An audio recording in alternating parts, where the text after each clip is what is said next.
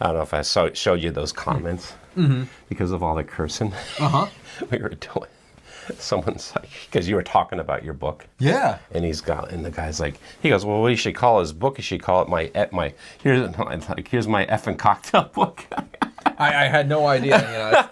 I have this image in my head of a family making effing 50 cocktails. So actually, guys, today on Tiki with Ray, Justin made a book called my effing cocktail book.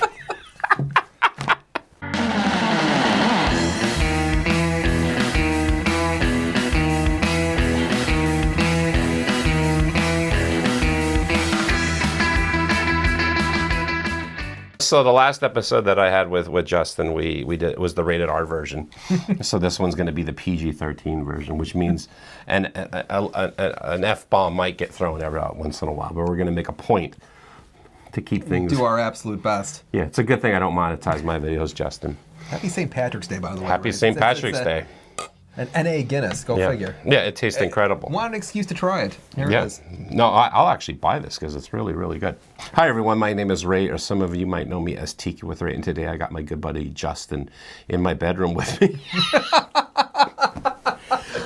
Ray does this out of his bedroom, and I don't know how many people know that. But this is my bed's right there. Dirty laundry everywhere, guys. It's a whole thing. Always sounds so bad. Welcome to my Tiki bedroom, Justin. That's how I try to. Did you guys have a waterfall in here somewhere? You still do? Yeah, it's right there. Oh, all right. Huh. So, you did it. Yes. You finally you came up and you made a book. 2 years of work put into this. And was it 2 years? It was 2 years. I contacted Matt and Carrie of Wonk Press. It was just about 2 years ago. Yeah. This book is a compilation of essentially just kind of heavy hitters from various bars I've been at over the years. Yeah. And I approached them with the idea, and a lot of back and forth, as you can imagine. And here we are, 2 years later, and it's something tangible I'm holding in my hands. This is it's awesome. pretty amazing. The name of the book is called Coconuts and Carnage. Yes. Not Coconuts of Carnage. Nope. And Carnage. Coconuts and Carnage, yes. Yeah. Well, how'd you come up with that title? Just sitting there heavily caffeinated thinking, I need a title for this book.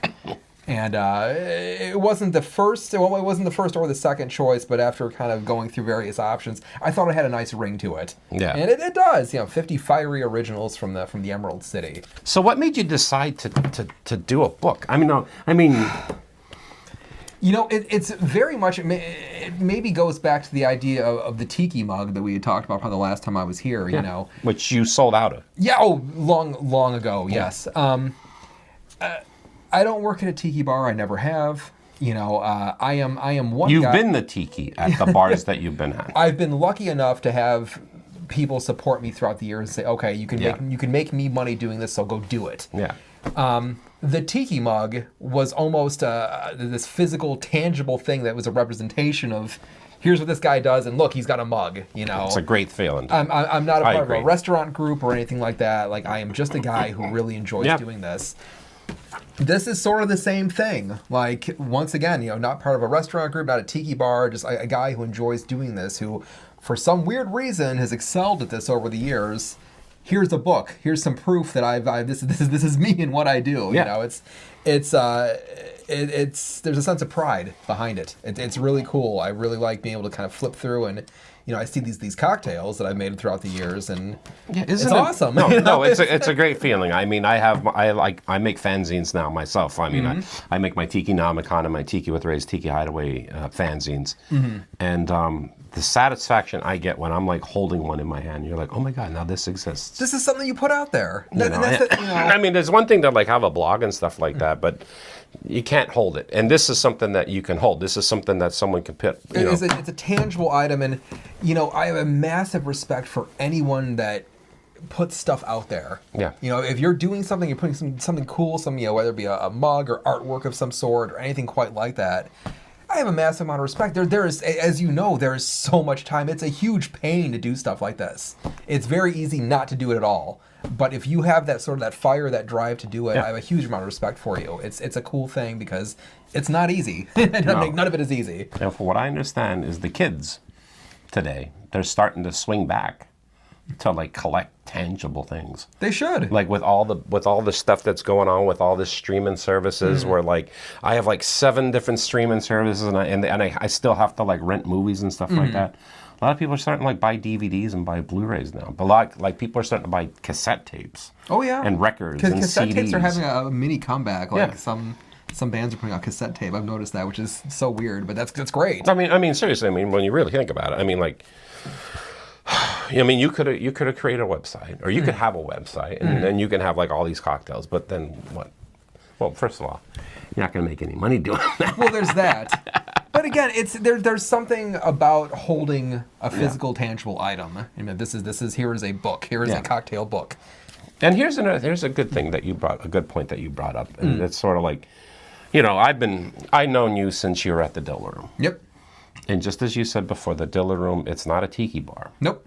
It was just a bar, kind of like a downtown Seattle bar. A high volume whiskey bar where I essentially was given this little space next to my service wall where it's like, what do you need to make these tropical drinks? And I had exactly what I needed to knock out these list of drinks on top of an already lengthy menu that the house already had. Yeah, and you moved on to so now you're at Rocco's, right? Yes, I am the bar manager at Rocco's in Belltown. Belltown, Seattle. Yes. And are you still at Bathtub? No. Bathtub Gin is great, and actually I thank them in this book as well. Yeah. Jess and the crew there are fantastic. That's a great spot. Anyone listening to this, if you find yourself in downtown bar hopping, Bathtub Gin, they don't need my help to promote them. They have a great reputation. Really cool setup, 2 levels, capacity of like 38 people. It's a door guy, a server, and a bartender, and that's my style of bartending, where it's just like you're just knocking stuff out quickly. So you're in a unique situation because of this. Let's talk about the Minimalist Tiki book. Sure. There's a lot of you are one of many different bartenders that are in that book. Oh, sure. But most people, they're like, well, they're from this bar, or they own that bar, or they work. They're tied to like a particular location, but you, for better or for worse, you're your own thing. I'm able to, yes. Yeah, you're your own thing. You're not tied to a particular bar. You never like really were. I mean, this has always kind of been my thing. It's sort of my show that I'm hoping a bar owner is okay with. It's like, at this point in my career of doing this, thousands or you be like, you go in and like, here's your resume. Well, this is after 1,000 years of bartending, they have a general idea of what I do. Portfolio. No, this is your portfolio, right? It's they sort of know what they get into when they're potentially employing me. Yeah. And it honestly doesn't take much to execute the cocktails that I'm known for, and this kind of is a segue into this book in general. Yeah. And you're just saying that the cocktails, they're not hard to make. They're incredibly approachable, and they're very simple. That's the one thing I looking at scribblings of my recipes where I kept my recipes over the years. It's crazy. I am looking through here, and like a lot of them, 5-6 ingredients. Tops. I mean, it's Oh, the Jade Isle's on there. Absolutely, it is. I missed that drink. There's certain drinks I quit drinking a couple years ago, but I'll tell you what.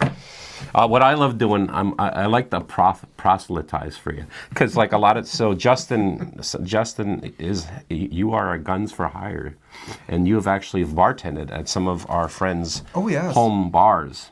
I'm always open to that. I don't have an issue going to your home, and you have an event, a party. Yeah, and you've done it many times up at Grants. I sure have. Endless Summers at the Grays up in Arlington. Great people. And what I love is like telling people like, have them make the Black Orchid. I guess Ray says you should try this Black Orchid, and they love it, and they're like, oh my god, this is amazing. And they have like 3 of them. Yeah. Or what's the name of the drink where it's named after the women's shoes? The cherry blossom. The cherry blossom. That's another one I'm known for. That's incredibly. And it's a crowd favorite, and it always has been everywhere I've been at. Yeah, fun fact about the cherry blossom. I remember like the first time you made me one. And I remember it's like, it's called the cherry blossom, and I remember like the color was like a turquoise kind of blue. It's sort of teal blue, a teal blue. And I'm drinking it, and I'm like, so where's the cherry? Where's the cherry coming from? Like, where's the taste of the cherry coming from? They ask about the cherry, or why is it not pink? And you're like, there's no cherry in it. No cherry, right? And I'm like, what? and it was just kind of one of those things. But somehow in my mind, it tastes like there's like cherry in it, but it isn't. But the funny thing is, it's named after that woman's high It's heel a shoe. Lucky Lou, based out of Austin, Texas. Yeah. Which there's so much goodwill with. They're incredible. They've been very, very supportive over the years. Do you know that they just did a golden era pink colorway for me? Really? I forgot to mention this. We when I come to do this with Ray, there's like about 45 minutes of us talking about just stuff in general, Yeah. so we have material for this. Yeah. A few weeks back, well, this is actually about a year in the works, but the pink from my Tiki mug, they used that to do a full colorway of heels. There's 4 different styles, and it's golden era pink. That's awesome. They are actually close to selling out. I've been in contact with Lulu, and it's selling incredibly well. They'll be restocked late fall. And I didn't mention this either. I included 2 unreleased recipes. So if you're a woman or a guy buying a pair of shoes for some woman in your life, there are 2 recipes of mine in every box. The Boom Boom cocktail and the Golden Era Pink cocktail. And the recipe cards with specs are included in every box. I forgot to mention this. I'm sorry. They're such a cool company, and Lulu's awesome. Yes, that's going on. I forgot to mention that. Sorry. That's what I'm saying. It's cool that like you're your own entity. Yeah. In all this. It's a labor of love, something that I enjoy. Yeah. This is something that, I've been interviewed before about this. I kind of fell into doing this, a chance visit to the Down the Beachcomber, in Huntington Beach when it was still open. And for some reason, I developed a knack for making these cocktails. And was it like 12, 13, 14 years later, something like that? It's been going on for a while now. Putting out cool stuff kind of keeps the spark going. I enjoy certain elements of it. Yeah, well, the main thing with you is like, in all the places that you've bartended, it's never was just a job for you. No. This is your passion. It is. It's always been a passion, and you can tell. Yeah. Thank you. And you can tell that through. I mean, the fact that you came up with this book. It's actually Wonk Press put it out, which is Matt Petrick's Publishing. Publishing? Company, yeah. Matt and Carrie. Matt, everyone knows Matt from he had a blog does he still the Cocktail Wonk? Is he still he still blogs. Is he still blogging? They moved to France. They're in Europe right now. At least for they moved to France. Yes, Paris, I believe. Yeah. They were in New Orleans, and then I believe that he got a job offer, and that's where they're at right now. So yeah, when I communicate with them, he used to live here. Yes, I had him in my bedroom. Wow. Everyone, I had Matt Petrick in my bedroom. There's a lot of Tiki royalty that has walked into this bedroom. I remember I think back then, he was just starting to get together. The first book he put out was the Minimalist Tiki? I believe it was Minimalist Tiki. I could be wrong. I think that's the first publication they put out. And they have a good deal of other titles under their belt. Yeah, right now. they did that one. They have the book about rum. They have the Polynesiacs book, Tiki Tom Toms. That's right. About the home tiki bars. There's that pinup one. Yeah, Susanna, her book is on there as well. I'm Tiki Arizona Tiki Oasis. I'm sorry. Yeah. Her and I are sharing a booth. She'll be vending down there as well. Her copies of her book. Yeah, which is awesome. Yeah, she's part of the Wonk Press family, if you will.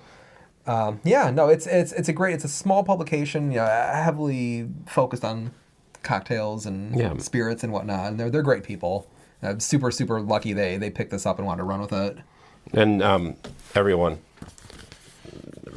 Justin made a drink named after me. Yes. So the Tiki Tea has Ray's mistake. Yes. And actually, Justin came up with the Ray's Escape. Ray's Escape. And it is a non-alcoholic cocktail. It is the only NA cocktail in the book. Is it really? It is. Well, Ray, I you've been a appreciate supporter from a long time now. It's the least I could do is sort of homage to you. Yeah, and he's using the Tiki Golf Club glass. I mean, how cool is that? So that really means a lot to me. And if anyone wants to buy this book, where do they go? It's going to be the Wonk Press website. I think it's just wonkpress.com. Okay. It's right, first click, it's right up there. And, I do have to mention this, one thing that I do think it sets apart from other cocktail books, incredibly approachable, as we were talking about. Mm-hmm. It's, whether you're a novice bartender just starting off, a home bartender, even industry professional, the ingredients, these things are they're incredibly easy to understand. The cocktails are approachable. You know, there's a lot of books out there, and fantastic authors, fantastic cocktails. Sometimes, you know, you take a look, you're like, oh, how am I going to do all of this in the home, especially? You're not going to have that problem with this book. You know, everything is interesting, it's elevated, but entirely approachable. Even if, I think about professional bartenders that are more the stirred bitter types, you know, but they need to get some cocktails for summer, and they don't really, that's not their wheelhouse. This is your wheelhouse right here. You know, this is, again, it's 50 originals. I consider them all to be pretty heavy hitters, crowd favorites.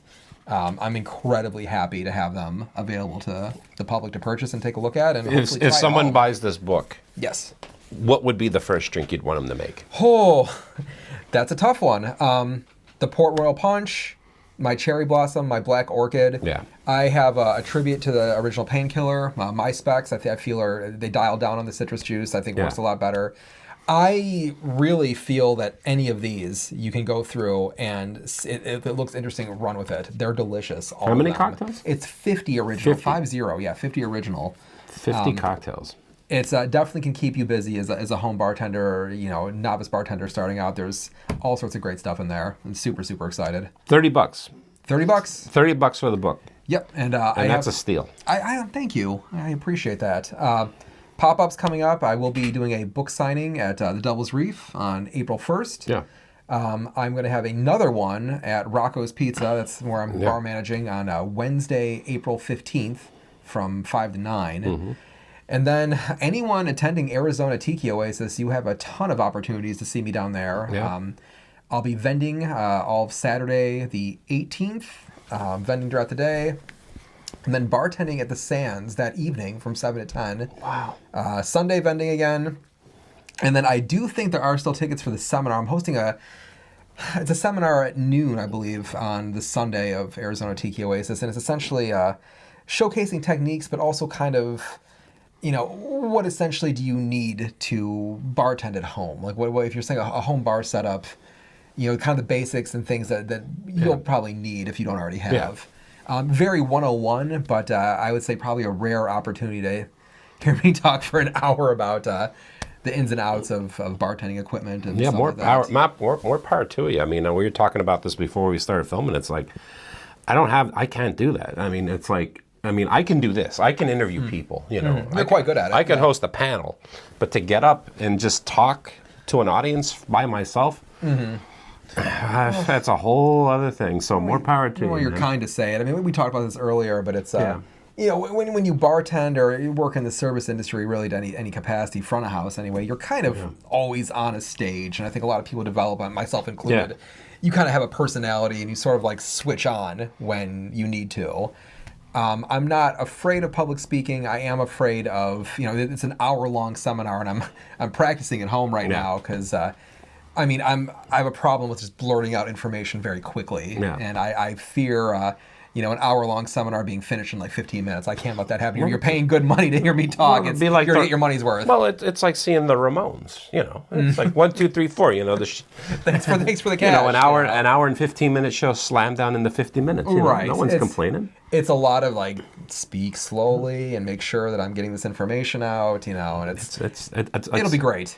Like, seriously, I honestly think like one of the best classes that I took when I was in college was public speaking. Okay, it's important. And I should follow some of the rules, some of the things that I learned there, but it's tough. It's really tough. Like, for example, to not do the ums or ums and ahs and the so's, like, you know, or the you knows. It's hard to like not do those things. Absolutely. No, it's but that's the first step. If you can become comfortable with the pauses. Absolutely. Then you'll be good to go. Yeah. Or what did they say? What was that? Pretend that the entire audience is in their underwear. Does that work? I don't know if that works. It's I've never tried that one. I've never tried it. I almost. Would you want to see some of those people out there?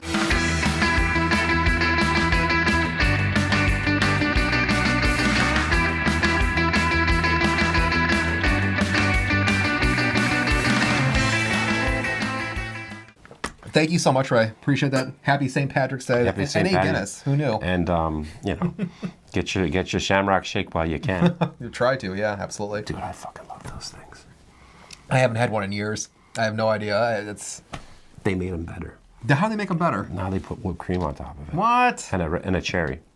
But at least it works. Is it the McFlurry that never works? I don't go to McDonald's very often. I don't go either. I remember one year. There's a couple years ago. It was around this time, and I'm like, want to get a Shamrock Shake. And I was like down in Renton, so I'm like, and I went and got the Shamrock Shake. Sure. And then at the same time, Kentucky Fried Chicken was doing that thing where it's like a donut, a piece of chicken, and then a donut, like it's a sandwich, but the buns are like donuts. Good God! Wow. So in the same night, I got both of those. Whoa.